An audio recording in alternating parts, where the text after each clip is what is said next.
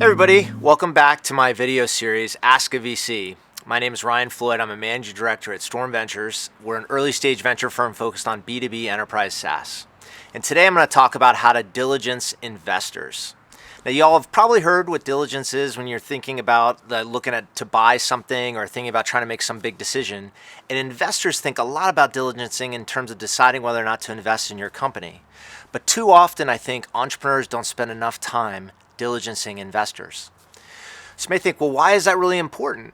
If investors are going to invest, isn't that, Ryan, good enough? And the answer is no. I really think you ought to spend time diligencing your investors specifically. And the reason why is that your investors will be on your cap table likely for the duration of your business.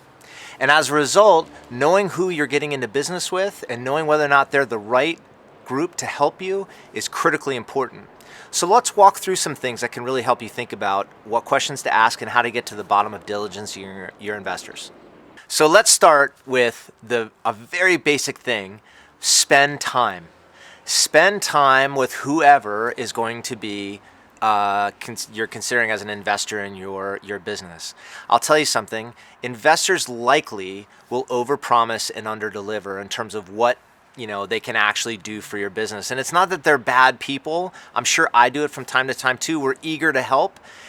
But the reality is you really got to dig into what these people can actually do to help you at your particular stage and really assess whether or not they're a good fit.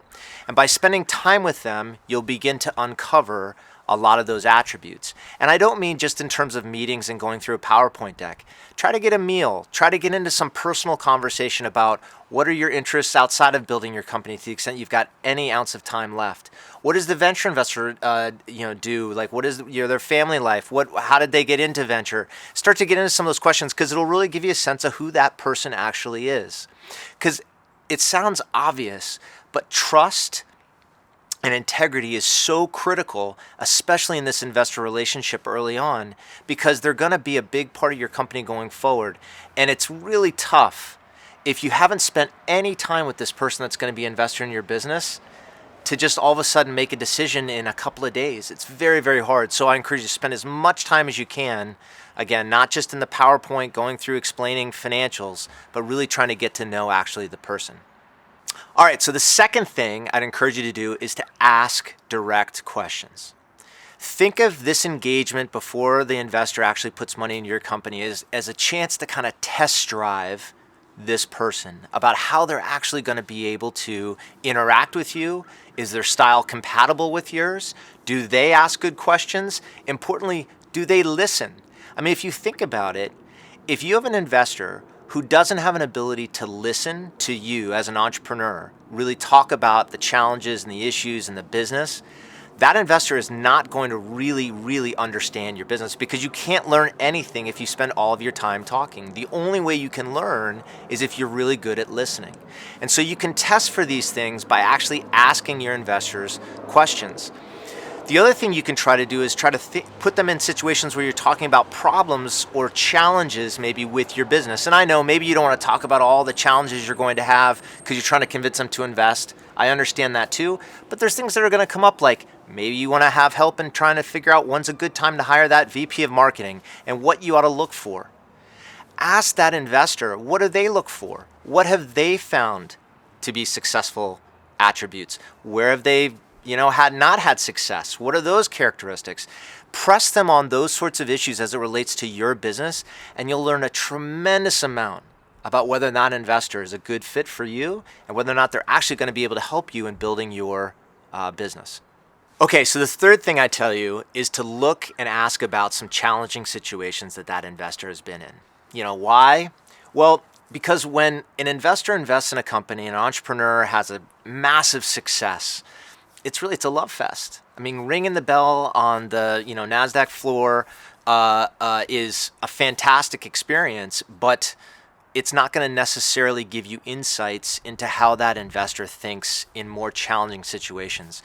When the going gets tough, you learn a lot about the integrity and how a particular person thinks and behaves. And so trying to get some insight into some of those more challenging situations will really help. So looking at maybe some companies that maybe it didn't go swimmingly well and really trying to understand what happened and unpack some of those situations to better inform you about whether this investor would be a particularly good fit. That's not to say that you're going to get terrible feedback likely on any investor. The reality is reputation is pretty important to most, at least institutional investors. So you need to look for nuances in, and some questions like why maybe that wasn't a situation where that investor was the best fit, or what happened, what could that person have done, could they have done anything differently? In retrospect, could the decision have been thought through in a different sort of way?